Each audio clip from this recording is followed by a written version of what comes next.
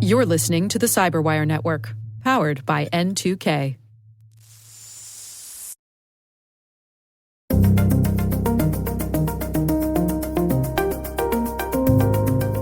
SIM-jacking is getting to be a big problem again, and SIM-jacking is one way that cyber criminals can bypass multi-factor authentication. So an authenticator app is the best way to go, but still, text-based MFA is better than no MFA. Hello, everyone, and welcome to the CyberWire's Hacking Humans podcast, where each week we look behind the social engineering scams, phishing schemes, and criminal exploits that are making headlines and taking a heavy toll on organizations around the world. I'm Dave Bittner, and joining me is Joe Kerrigan from the Johns Hopkins University Information Security Institute. Hello, Joe. Hi, Dave. We've got some good stories to share this week, and later in the show, author Frank Riccardi joins us. He's talking about password reuse.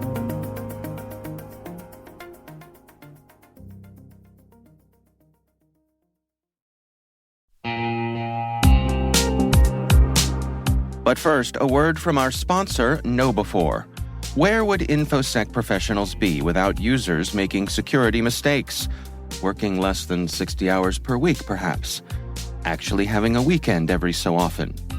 We get it. User behavior can be a challenge. But users can also be an InfoSec professional's greatest asset once properly equipped. What do we mean by that? Well, stay with us, and in a few minutes, we'll hear from our sponsors at KnowBe4 on that very question.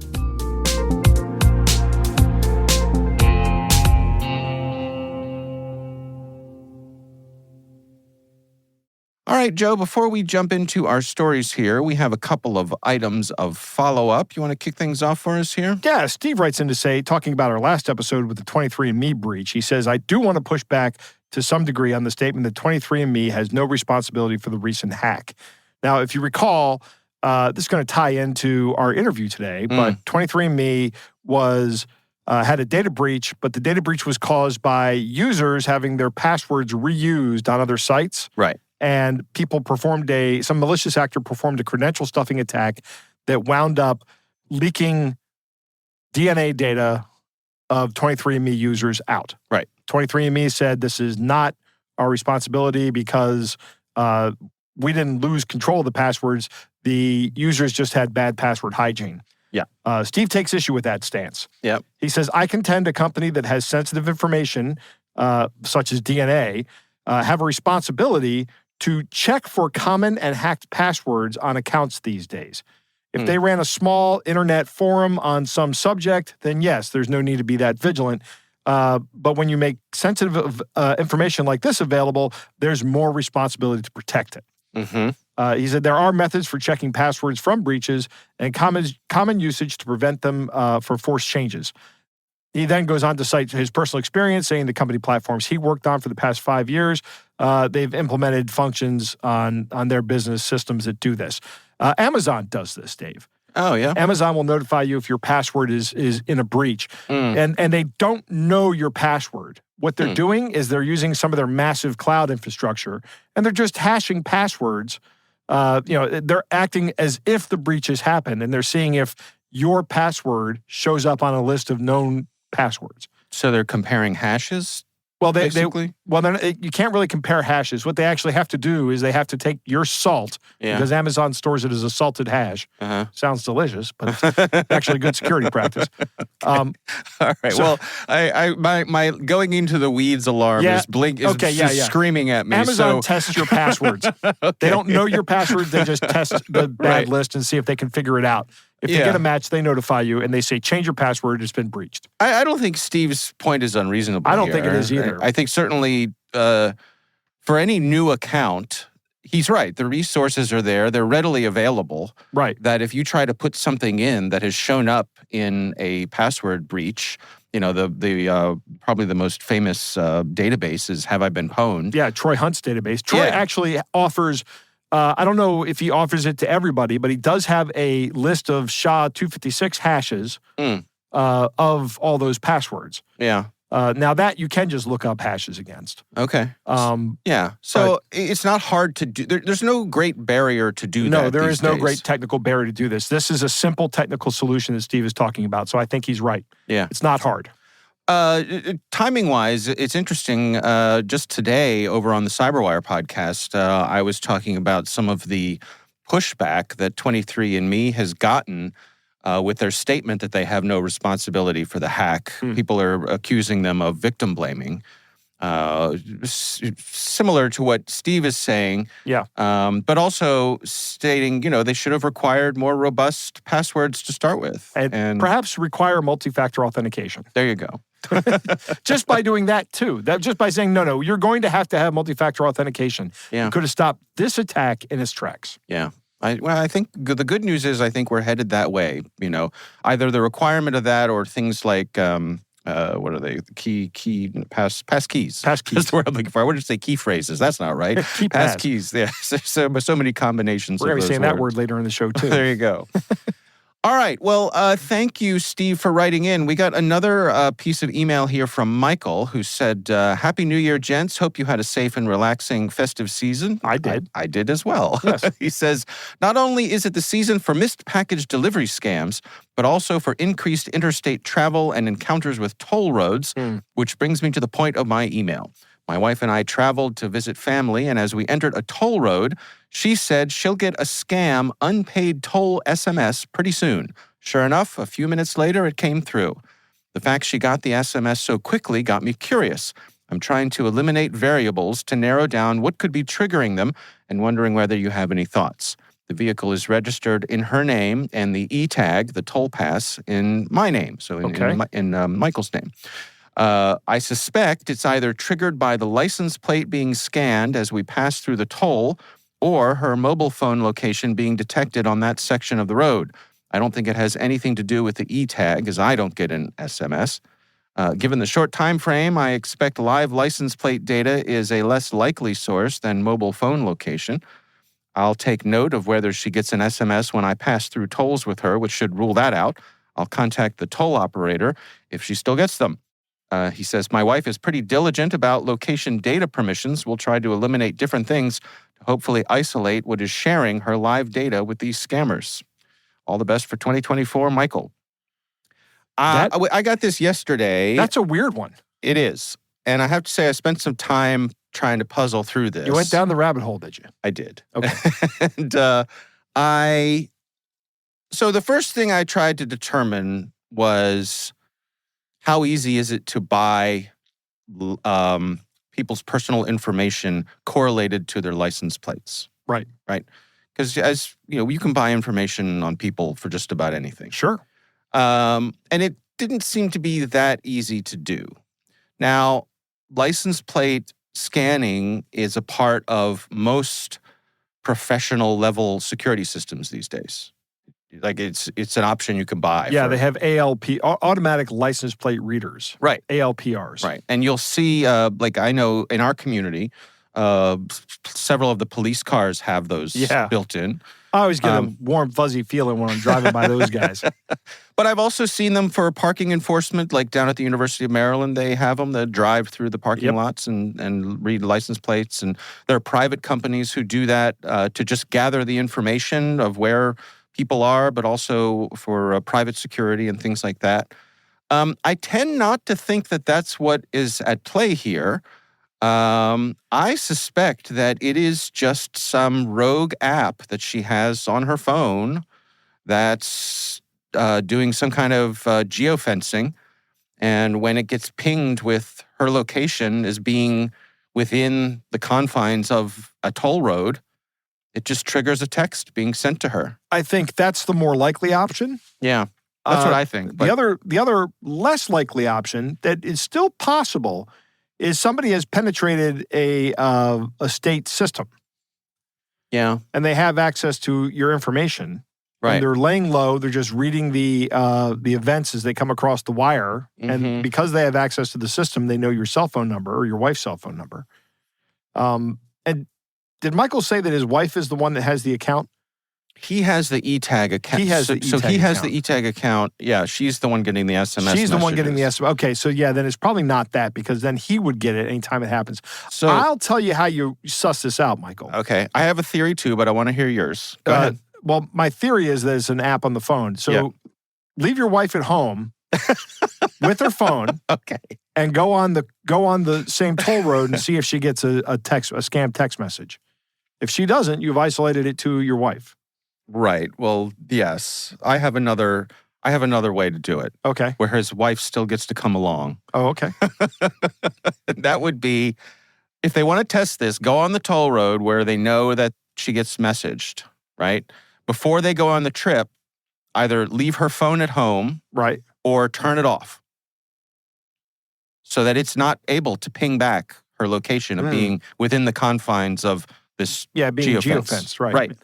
And so if they drive through that area and then either when they're long away from that area, she turns on her phone and there's no SMS, or they get home and she checks the phone and there's no SMS, that means that it was probably the phone being geotagged. Right. That's my guess. I'm thinking that they live in a state like Maryland where I can just go down to the ICC, the inter-county connector, Dave. Right. And hop on it and see if, that would be a short trip for me to do. Yeah. Yeah, absolutely. Absolutely. Yeah. Well, Michael, good testing, and let us know how it goes. I'd like to know what this is. Right. And if any of our listeners know what this is, if you have some behind the scenes information that's more than the same sort of educated guessing that we're doing, we'd love to hear from you as well. You have one other bit of business here you want to address before we jump into our stories here, Joe. What do you got? Dave, I left my tinfoil hat at home, but I really wanted to bring it in today. Okay. Because something really weird happened at home today. Oh. So for Christmas, my son gave my wife a Hexclad pan.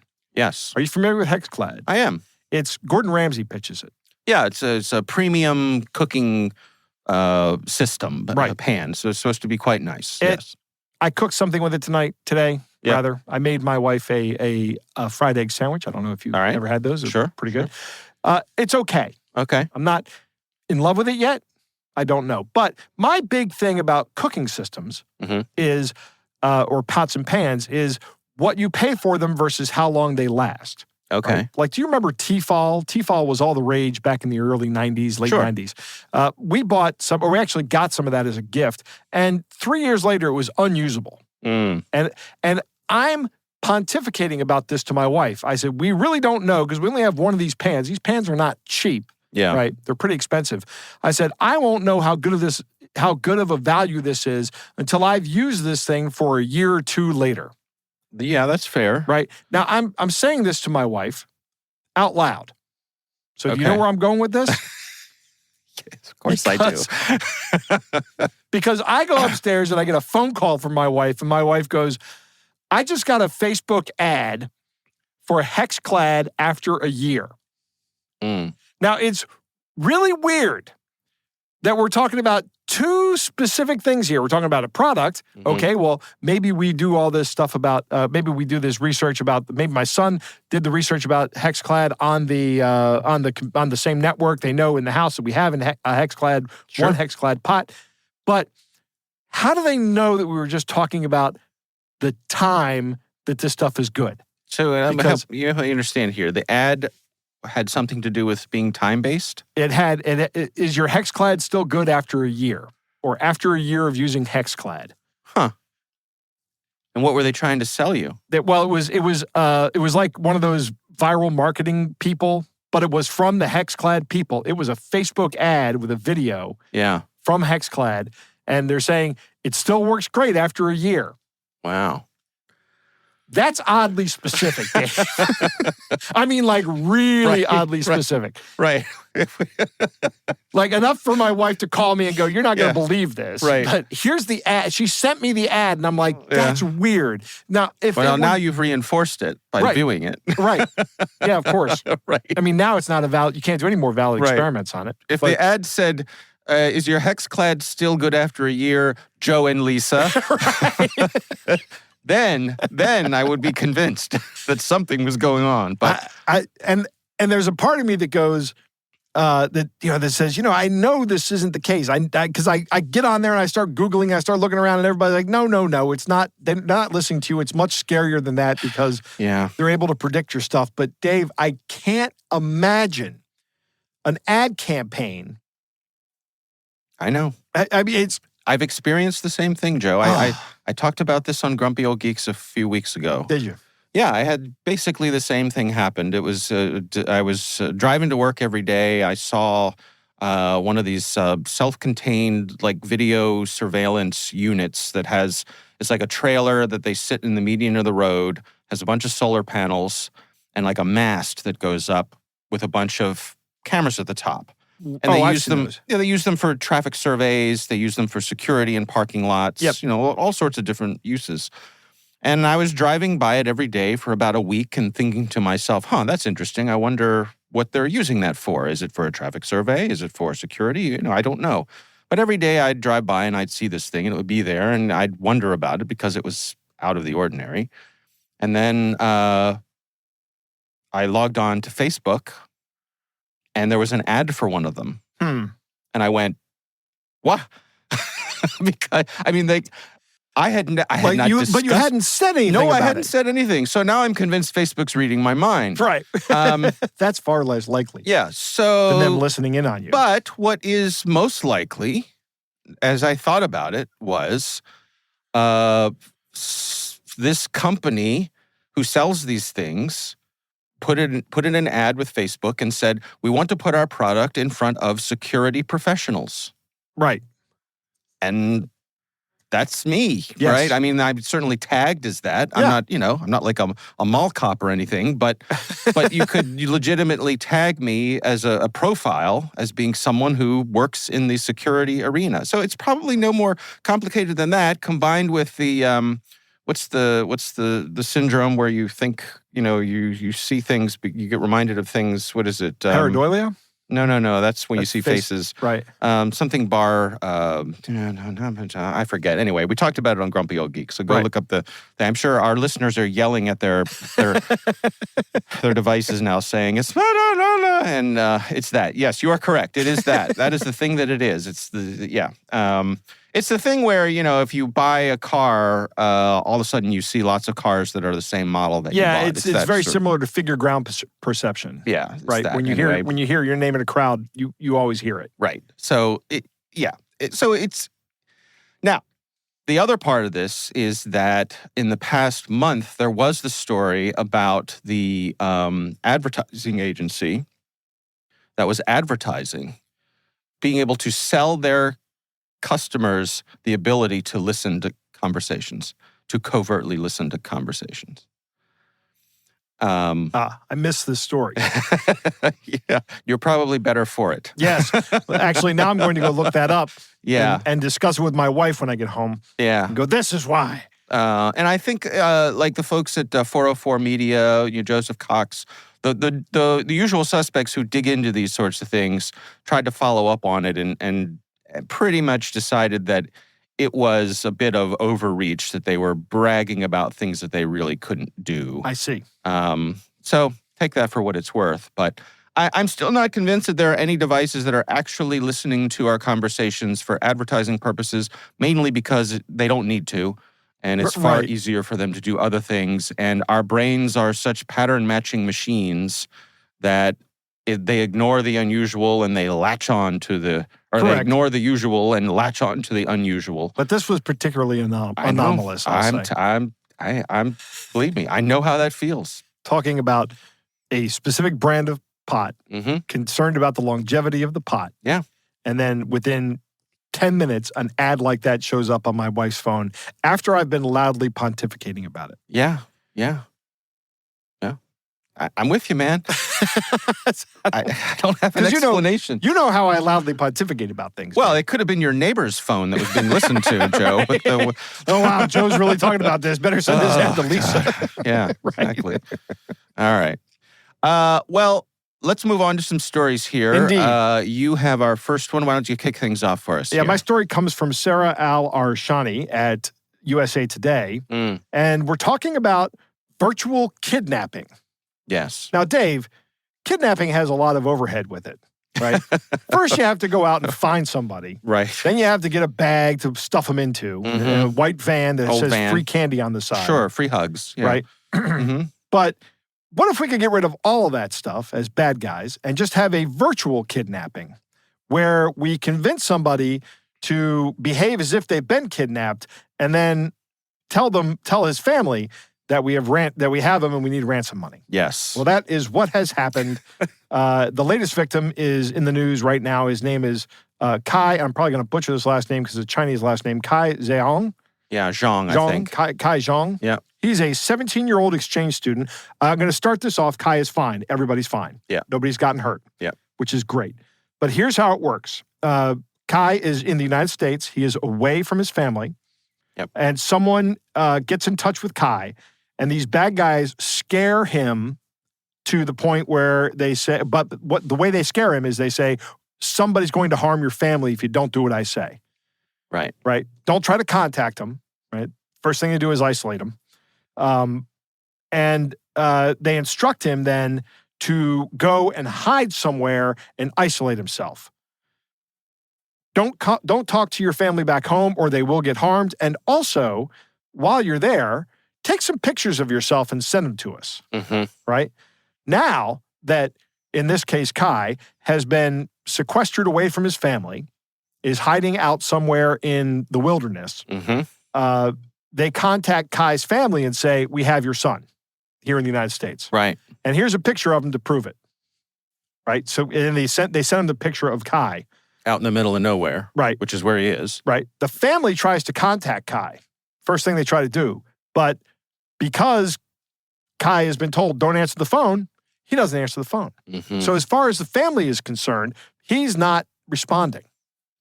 Right. And they contact the family that he's staying with. Right. And they say, where is he? And they're like, we can't find him. Right. Right. He's missing. He ran, what it looks like is he ran away. So these folks in China sent these virtual kidnappers around $80,000. Yeah. Which is a lot of money. Yeah. And I guess I don't have to say that, but it's still a lot of money. Now, I want to talk about this in general because the FBI has been tracking these kind of scams for about 20 years now. Really? Yep. In every time I start a date, Dave, I start with the 1900s because that's when I was born. Born in the mid-1900s. Uh-huh. In 2013 and 2015, FBI agents in L.A. were aware of a scheme that was targeting Spanish speakers. Okay. Right? The calls were coming from a Mexican prison. Huh. And what was happening was these guys would bribe a guard, get a cell phone, and they'd know the general area they were going to call because of the area code and exchange, the first 3 digits. Yeah. And then they just randomly dial numbers. Okay. Until they got a hold of somebody and try to scare the crap out of them and convince them to send money. Right. If you're sitting in a prison, I imagine you have nothing but time. Right. Yeah. So if you can bribe a guard to give you a cell phone and let you use that cell phone for some period of time, and you can do this and make a profit while you're sitting in prison. Mm-hmm. Originally, they were contacting just Spanish-speaking people, but then they moved on to just cold calling with the system I just described. It seems now they're really targeting exchange students, though, and particularly Chinese exchange students. I don't know why they're targeting Chinese exchange students over anything else. Maybe because there's some kind of ease of moving money, or maybe because there's some kind of way to get access to the information, or maybe because Chinese exchange students are very common in this coming to the United States. I know a couple of people who have hosted Chinese exchange students. The story I saw on this and the coverage we had over on CyberWire pointed out that the $80,000 went from the family in China to a Chinese bank. Chinese bank account. Right. Which made me suspect that this scheme is being run from China. Right. Yeah. If that's the case, I think that China has some pretty good control over the banking system. Right? Yeah. I mean, so there's very little in China that China doesn't have very good control over. Right, exactly. Yeah. So I'd like to know, well, I mean, we'll never know, but it'd be interesting to find out what happens to these guys. Right. $80,000 is a lot of money, and I know that China is a big law and order kind of country. Sure. And when they're tough on crime that they don't like, they're really tough on it. Yeah. So, what can you do to protect yourself in this? We all have to have code words now, right? And this is not just for these kind of scams, but for other scams like the ones that you and I are really subject to. Yeah. Of the deep fakes of the voice. Oh, right. Right. So I've told my family. I've actually gone out and made the initial conversation to everybody and said, "Look, I'm never going to call you and ask you for money. If I'm going to need money, I'm going to show up in person and ask for it." Right. I didn't say I'm never going to ask for money, though. Right. But I'll be there in person. What you might ask for is cab fare. Right. Or a free Uber. Right. To get there, to ask for the money. Yeah. Right.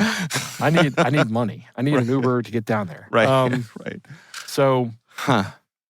Yeah, I'll say, as you said at the outset, the good news here is that no one was hurt, right. And they got him back. They found Kai. He was isolating in a valley in just a tent. Yeah. In really cold temperatures. Right. So these guys didn't really care about what happened to Kai. No. I didn't care that he was miserable and in danger of hypothermia. But no. He's fine. He was not hurt. Yeah, my favorite part of this story is that after they got him and they made sure he was okay, and he wants a hamburger. Yeah, they did a little med check, and what did he want most? Hamburger. He wanted a hamburger. A warm hamburger. A warm hamburger. Yeah. They got it for him. Yep, they did. All right, interesting story. My story this week is actually a scam that has been polluting my Facebook feed for the past couple of weeks. Aren't you glad you're back, Dave? I was just going to say the same thing, Joe. Like, I cannot tell you how often Facebook makes me angry. Like, and you know me, I'm not...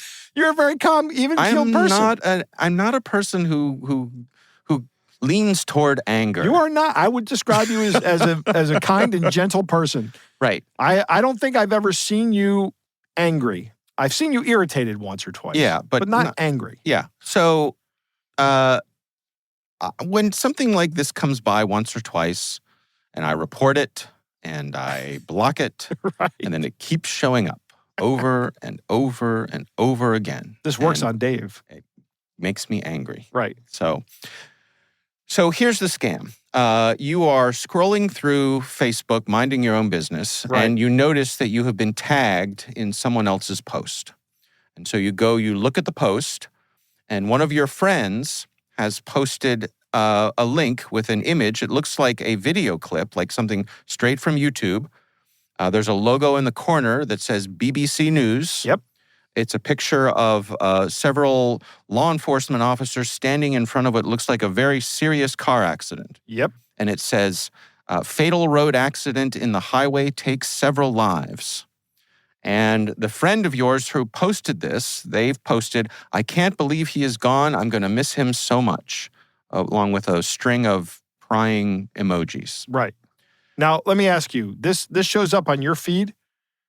Actually, the person, the first time, no, I have not been tagged personally on this, but I have seen friends of mine tagged. The image that I grabbed here and put in our show notes, the person who was tagged here, that's my cousin. Okay. So a family member was tagged, and that's what it is. So what do you suppose happened? Well, first, let's unpack the scam here, Joe. What are the things in play here that are triggering someone to respond to this? Well, immediately, it's obviously a terrible car accident that's being covered by BBC News, which means it's of international report, right? Or reporting worthiness. Right. It says on the side, state trooper, which implies to me that it's a United States event. Yep. So this person here who is saying this, "I can't believe he's gone. I'm going to miss him so much." The first thing is, I'm like, oh my gosh, what has happened? Information gap. Right. There's an information gap. Yes. And this is again, it's another thing that makes me angry, Joe. It's the information gap. This is you won't believe this one weird trick, right? Yeah. It's the clickbait. And the YouTubers particularly are terrible about this. Oh, you know, here's the one thing that you need to know about your Apple Watch to make sure you don't die, right? Like, what's the thing? What's the thing? I must know the thing. Stay all the way with me till the end, and I'll tell you. Right, exactly. So evidently the term of art for that is information gap. and it is very good at manipulating people to do things you want them to do. And that's what they're doing here. They don't say who's dead, Right. but it says fatal road accident takes several lives. So, oh my gosh, someone I know, dead. someone I love must be dead. It's not just a story. There's a picture from the accident, and it's so big, the BBC covered it. If you look at the URL... Yeah, the URL says BBC News dash some random number of letters dash another random set of letters and numbers .xyz. Right. But so it's not. For unsophisticated users, they're just going to stop after BBC News. Right. They're going to say, that looks legit to me. Yeah, well, I mean, it even looks like it has a big red YouTube button right in the middle of it. Exactly. Like, I think I'm just going to YouTube. Right. So it's a scam all the way down. From beginning to end, it is a scam. If you click on this, and I took the bullet and I clicked on it. I spun up a secure browser and an isolated thing, and I clicked on it. It goes to the website gainprizesnow.life. That doesn't sound at all scammy, does it, Joe? No, whoa, I instantly forgot about my dead friend, and now I want some prizes. Well, I thought about that, right? I thought about, like, how you're priming someone with this emotional thing, and then what? They're going to go totally switch gears and be happy about the potential of winning some prize? No. I think what's happening here is they're just click farming. So they've found somebody who will pay them to deliver traffic. Right. And they're using this scam to just deliver worthless traffic. Right. And they're collecting money on that. Yes. Now, the other part of this that makes me angry is how much I have seen this over the past couple weeks. It is popping up over and over and over again. I can't help wondering why. Can I guess? Go ahead. You can't help wondering why Facebook hasn't stopped this? Yes. I know why, Dave. Well, let me just finish my sentence here. So Facebook, obviously, to do some sort of image mapping with this, it's the same picture every single time, right? So Facebook certainly has the capability to detect this image and block it. Right. Yeah, it's called neural hashing. Okay. For these, I can't remember exactly what the term of art is. Yeah. But essentially, it's like Microsoft has one of these things that they use. It's for identifying CSAM images. Okay. Yeah. Right? Yeah. Because if you change a small feature of an image, the hash will be radically different. Okay. So Microsoft has come up with a way, and Apple has a way to do it too. Apple uses neural hashing technique that will hash the image such that the hash will be similar or the same if the image looks similar or the same. Mm-hmm. Right? So I am sure Facebook has this capability. Yeah. They could stop this image or stop this ad from happening by using a technique like this. Right. It is absolutely 100% technically possible. Yes. But they don't. Now, the big question is, why? Yeah. Well, I mean, answer number one is engagement, which is Facebook's North Star. Right. Because engagement is how they sell ads. But Dave, people are clicking on these links. Yeah. Well, I mean, if Facebook shows you an ad and you don't click on it, they make a little bit of money. But if you click on an ad that they've shown you, they make a lot of money. Yeah, I'm not sure this is an ad, though. I think this is someone's account has been hijacked. Ah, okay. And they've hacked someone's account and they're using that person's account to post these. I see. And I thought this was an ad. And then they're tagging all of that person's friends. You're right. I lost the bubble on this one. Yeah. Because you're right. You can't be tagged by an ad company. Right. So that's what's going on. And that just, again, Facebook's not looking out for your best interest. No, they are not. No. So I'm going to calm down now. Dave, is that a blood pressure monitor I see on the other side of you? It actually is, Joe. It actually is. I'd like to take your blood pressure before and after we do one of these stories. Take an extra pill here and just calm down. Think about, I don't know, sitting by the ocean with a cool breeze blowing through my hair and the warm sun on my face. Drinking a Mexican beer that Tony Romo has handed you. There you go. Exactly. So keep an eye out for this and spread the word with your friends. I think knowing about this technique is helpful as well. There's anytime you see this information gap.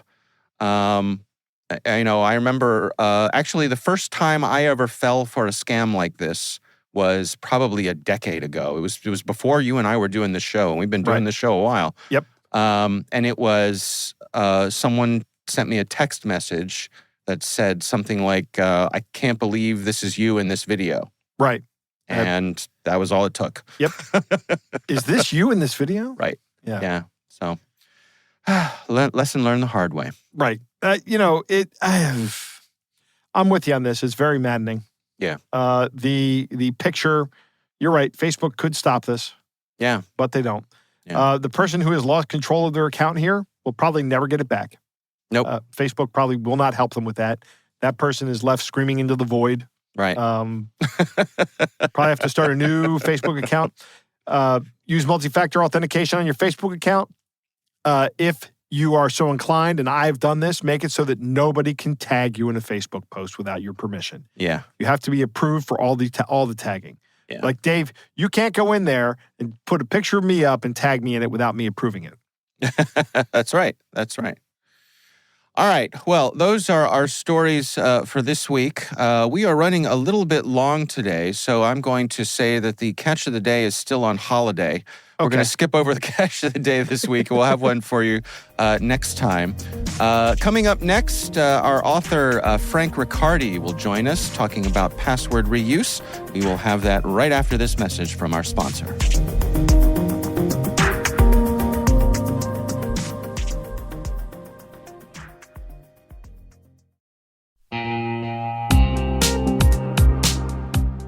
We were talking about making users into an asset for security professionals. Simply put, users want to do the right thing. They're often just lacking the knowledge to do so. That's one of the reasons KnowBe4 has released Security Coach, a real-time security coaching tool that takes alerts from your existing security stack and sends immediate coaching to users who've taken risky actions. For example, imagine a user has visited a high-risk website or tried to open a document containing malware. Existing security tools will likely block that action, but the user might not understand why. Security Coach analyzes these alerts and provides users with relevant security tips via email or Slack, coaching them on why the action they just took was risky. Help users learn from their mistakes and strengthen your organization's security culture with Security Coach. Learn more about Security Coach at knowbe4.com/securitycoach. That's knowbe4.com/securitycoach.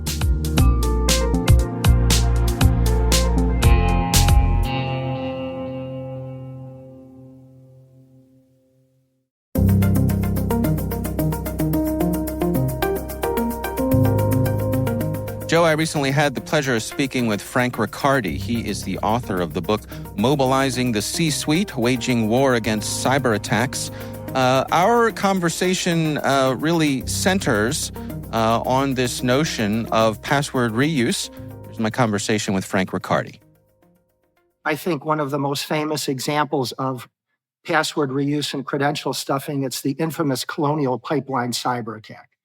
If there's any one case you want to know about credential stuffing and reused passwords, Colonial Pipeline is it. So let me set the table for your listeners. Colonial Pipeline is a mammoth pipeline operator. They have 5,500 miles of pipeline along the East Coast of the United States. So the pipeline stretches literally from Texas all the way to Maine. And in May of 2021, Colonial Pipeline was hit with a really bad cyber attack. It was a ransomware cyber attack. And what happened is during the height of the pandemic, the worst time for a cyber attack, cyber criminals injected ransomware into the billing systems of Colonial Pipeline. Now, what happened is at the time, the leaders of Colonial Pipeline freaked out because they didn't know it was just hitting the billing systems. They thought it could hit the pipeline systems. So out of an abundance of caution, they shut down the pipeline along the East Coast. Now, the pipeline was shut down for nearly a week along the East Coast of the United States, so people couldn't get gas, they couldn't fill up their cars, and if they could get gas, it was at enormous prices per gallon. So it was a really big cyber attack that eventually changes the zeitgeist of how people in the United States view ransomware. Further setting the table, the cyber criminals were a gang called DarkSide. They were sponsored by Russia, a nation-state threat actor, and the cyber criminals were actually inside the network for 8 weeks, rummaging around, taking their time, getting the lay of the land. They stole 100 gigabytes of data, and then they encrypted the network with ransomware. Now, ultimately, Colonial Pipeline paid ransom. They paid about $4.4 million in Bitcoin to get the decryption key to unencrypt the network, but it was also a big breach. They ended up sending out breach notice letters to 6,000 employees, mostly their employees. But for the purposes of hacking humans, I'd like to describe a little bit how the cyber attack came about and why it was so successful. So Colonial Pipeline during the pandemic, like many companies, let their employees work remote and set up VPNs for them. One of their employees left the organization, left Colonial Pipeline, got a job somewhere else, and Colonial Pipeline made a big mistake. And the big mistake was a lot of companies, when an employee leaves the organization, they terminate that employee's access to systems. In this case, however, Colonial Pipeline never closed that VPN and it remained open and live, even though the employee left the organization. Now, it's believed that the employee was reusing that VPN password for another online account. And it's believed that perhaps, nobody knows how, but perhaps DarkSide may have purchased that stolen reused password on the dark web. But however they got it, they stuffed the password into the VPN and it worked. So it's essentially was a credential stuffing attack. And another mistake that Colonial Pipeline made is that they didn't protect that VPN with multi-factor authentication. Now, had they done that, the Colonial Pipeline cyber attack never would have happened because DarkSide wouldn't have had that one-time numeric code to get in. So not having MFA was a big mistake. And this is why it's changed the zeitgeist in the United States. What happened was there were congressional hearings, there's investigative reporting, politicians are getting involved, and the public finds out how the cyber attack happened, and they're furious.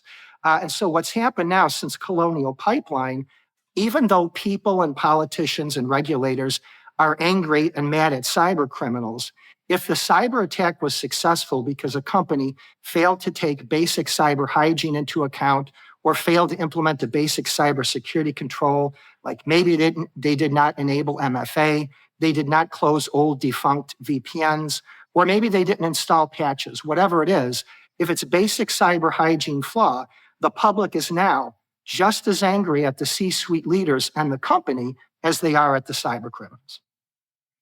What about for the individual at home, who's saying to themselves, well, that's a big organization and shame on them, but, here I am just minding my own business at home, using my email, the various things I log into.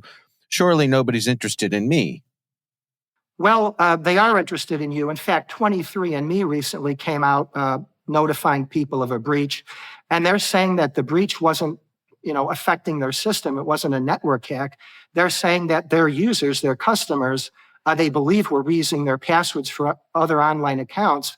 And the cyber criminal, I think he calls himself the hacker golem, allegedly just got in there through a credential stuffing attack. So, if you use 23andMe, if you use any kind of online account and you have a password, no matter how strong it is, if you're using that password somewhere else, that other account could get breached. It could get sold on the dark web. And then your other accounts that you're reusing that password are at risk. I was at an event recently and I was sitting next to someone and I don't recall how, but somehow the topic of passwords came up. And this person was very proud to share with me that they have a system where they use a base password and then they vary it in different ways for different places that they log into. And I paused and I listened, and I'm curious, I suspect your response to that would be similar to mine. What would your response to someone thinking that a system is a good way to go? According to the latest in cybersecurity research, and Dave, you've probably heard this before, a lot of cybersecurity researchers, they don't believe resetting your password. Companies require password resets every 90 days. And what happens is most employees, instead of resetting the entire password, a completely new password, they just reset one part of it. So if your password is tangle, bangle, dangle, they'll just put an exclamation point at the end of it. So, and that's not really effective, but it's what people do. It's the human factor. It's the weakest link in cybersecurity. And if your colleague is just using a base password for all his or her accounts and then just changing one piece of it here and there, they're still reusing their password. I mean, believe me, cyber criminals understand the human factor. And when they're coming up with, their password cracking methodology, they take all of that into account. So you really need to change the entire password. It needs to be a unique password for each of your accounts. And humans are not designed and built to remember 100 passwords. We're not artificial intelligence and we're not computers, but we can use password managers. And 1Password is a good password manager. KeyPass is a good password manager. But you can use password managers, and that's a lot less risky than having a base password and only changing a piece of it or reusing your passwords. So, a lot of people are worried about password managers because of the LastPass cyber attack, but there are good password managers out there, and I highly recommend using them. Can we touch a little bit on multi-factor authentication? You mentioned that earlier. That's a really critical part of this as well. It is. Multi-factor authentication is probably the best way to prevent a credential stuffing attack, because even if they have your stolen reused password, if they don't have access or they don't bypass your MFA, if they don't have that one-time numeric password, they can't get out. So it's probably the next best thing to not reusing your password and using strong passwords is to use multi-factor authentication whenever you can. And obviously, the best one is when you're using an authenticator app, because you want to be careful when you use the text base on your cell phone, because SIM jacking is getting to be a big problem again. And SIM jacking is one way that cyber criminals can bypass multi-factor authentication. So an authenticator app is the best way to go. But still, text-based MFA is better than no MFA. Can you describe to us what SIM jacking is? Yeah, so SIM jacking is when you have a cell phone and you have a SIM card. It can be a physical SIM card or an eSIM card. And what happens is a cyber criminal will contact your cell phone carrier. It could be AT&T, for example, and they will contact AT&T, or they'll go to the AT&T store and they will pretend to be you.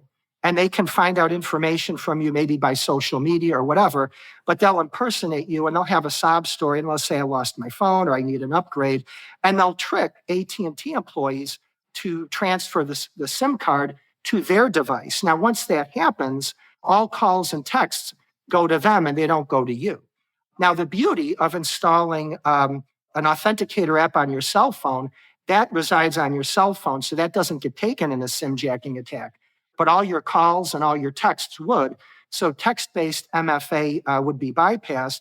And Dave, I'll also tell you, cyber criminals, they don't just have to impersonate you. They might blackmail a customer service rep, or they might bribe them and pay them Bitcoin. And that's happened in the past. So that's an example of SIM jacking. What do you say to the person who makes the case that, if I use a password manager, and someone breaks into that, then they have everything? You bet. That's the one problem. A password manager is a single point of failure. Now, one couple ways around that. If you have a password manager like 1Password or LastPass, and that's in the cloud, and they've both had breaches, but 1Password seems to have handled it more transparently than LastPass. But first of all, if you have a cloud-based password manager, you just need to have a plan, if there's ever a breach, to migrate all your passwords out of there and change them and either do it into a non-cloud-based password like KeyPass or just have a plan. Now, if you don't want to do that because you're like, I don't trust the cloud-based password managers, but I personally trust 1Password. I don't trust LastPass, but if you don't trust any of them, KeyPass is good. That's not in the cloud, but if you're not a geek, if you're a non-geek user, it's pretty clunky and it can be hard to use. And then another option that you can do, you can put your passwords in an Excel file. You can save the Excel file to an encrypted computer, and then let's say a laptop, and then in your laptop, you can put it in another encrypted file. So it's doubly encrypted. And between the laptop encryption and then the encrypted file, which you can also hide, it's pretty safe. And then you want a couple of backups. So you want to put them on maybe a couple of encrypted jump drives. But that's an option if you're really worried about, the single point of failure. You can keep them on your own laptop and on your jump drives. But again, you'd have to encrypt your laptop and put them in a file. I've also made the case, I'm curious what you think about this, of saying that, with your password manager, if you're going to use a hardware key anywhere, perhaps that's the best place to do it. Probably. You're right. If there's any single point of failure, it's your password manager. And, if that gets compromised and if you don't have a backup plan or you don't know what to do about it, or if you can't do anything about it, then you're in a lot of trouble. So yeah, you definitely want to put a lot of effort into securing your password manager, and that's certainly one way to do it. We've seen some talk about some developments, things like pass keys that are hoping to make the username password combination a thing of the past. Are you hopeful that we're headed in that direction, that we're going to have solutions that are a bit easier for consumers and other folks to use? Yes, I think passwordless authentication is the future. I have that right now with Microsoft. My Microsoft operating system is passwordless, and I absolutely love it. I think Google's coming out with one in the near future.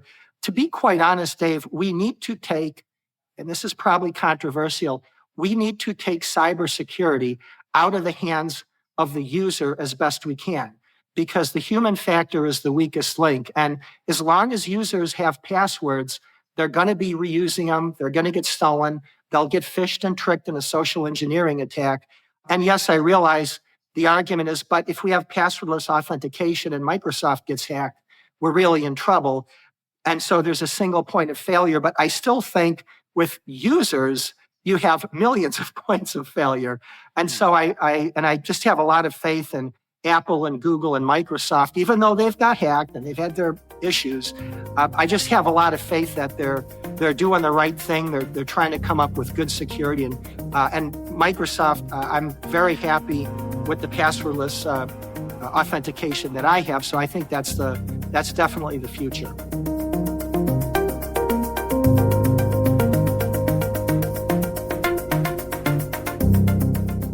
Joe, what do you think? Interesting. Colonial Pipeline was technically a credential stuffing attack. The attackers were in that network for 8 weeks. They gathered 100 gigabytes of data. Yep. It's interesting to me that they were there for 8 weeks and didn't impact the operational technology network. And I wonder why that's the case. Is it that the OT security was good enough to keep them out? Or is it that these guys didn't want to go into the OT security? Yeah, they might not have wanted to draw attention to themselves, perhaps. Right. Yeah. And they may not have wanted to do a physical attack on a cyber-physical system. Yeah. Right? Could have just been espionage. Yeah, because it could have just been espionage, exactly. Yeah. Colonial never closed the VPN access for the former employee. Yep. And they had no requirement for multi-factor authentication on the VPN. So it's like a cascade, not really a cascade, but like a line of failure here. Mm-hmm. You have the employee reusing a password, which you really don't have any control over. Right. And then you have the failure of policy where you don't immediately revoke all access to terminated employees. And then you have the failure in policy where you don't require multi-factor authentication for a VPN when you're accessing your own network. That should always be the case. You should have that on everything, I think. That's, if you can. Yeah. Of course, sometimes you can't. Maybe they couldn't. Who knows? If I were Colonial Pipeline, I would have done it. Mm-hmm. I would have, when the pandemic started happening, I would have made sure that was happening. I don't know. I like to sit here and armchair quarterback large corporations who have undergone massive and devastating It's easy cyber from the attacks. cheap seats, Right. Joe. It is. It is, Dave. It is. And I acknowledge that. But Frank talks about people being upset with corporate leadership for these kind of basic cyber failures. And I say good. If there's something here that could have made this not possible, you do any of these things. The employee doesn't reuse a password. You disable the employee's account when he leaves and you require MFA on a VPN, none of this happens. Right. The cyber attack doesn't happen. It's like Rick Howard's always talking about the cyber kill chain. Yeah. Right? Yeah. It's that. You have all these different opportunities to stop this from happening. So it's a good opportunity. Take one of those opportunities. Does it matter to you? Yes, it does. And don't reuse passwords. The 23andMe breach we talked about last week and earlier in this show. Yeah. And we are also talking about possible mitigations for those kind of attacks. Right. Again, there's a place where multi-factor authentication should have just been the requirement for that kind of information. If I'm going to store all of my customers' genetic data and give them access to it, they're going to need to use multi-factor authentication to access it. Mm-hmm. Okay? It's just I think that's a risk mitigation policy for me, because you said that early on there are now stories where people are saying, no, 23andMe, you're not without culpability here. Right. So, I mean, that's a very real possibility. Yeah. They're being sued. Yeah. Are they being sued? Oh, yeah. Oh, good. Oh, yeah. That's interesting. Don't have a system password. I hear this. I have a system, and I immediately think of the gambler who says they have a system, right? Let me just interject here. I saw on January 1st on social media, some security professional said, "Happy New Year! Don't forget to increment your passwords." Right. Now my password is password 2024. Right. Right. Yeah, so don't have a system. Just let your password manager generate it. Yes, a password is a single point of failure, but I use a hardware key to protect mine. Frank talks a lot about KeePass. I use KeePass XC, which is a derivative of KeePass. Okay. It doesn't have any plugins, which have actually been a source of vulnerabilities for KeePass. Also, KeePass XC is multi-platform, whereas KeePass is just Windows-based. Okay. But you can run KeePass XC on Apple, Linux, and Windows.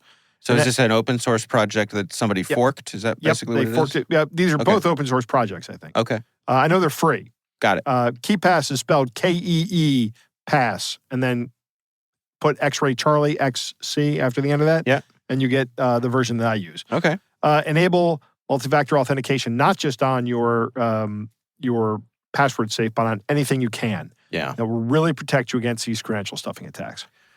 All right. Well, again, our thanks to Frank Riccardi for joining us. The title of the book is Mobilizing the C-Suite, Waging War Against Cyber Attacks. We do appreciate him taking the time for us.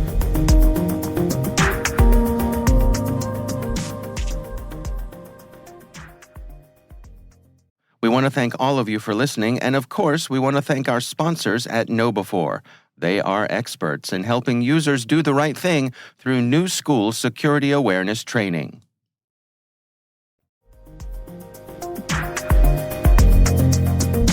That is our show. We want to thank all of you for listening.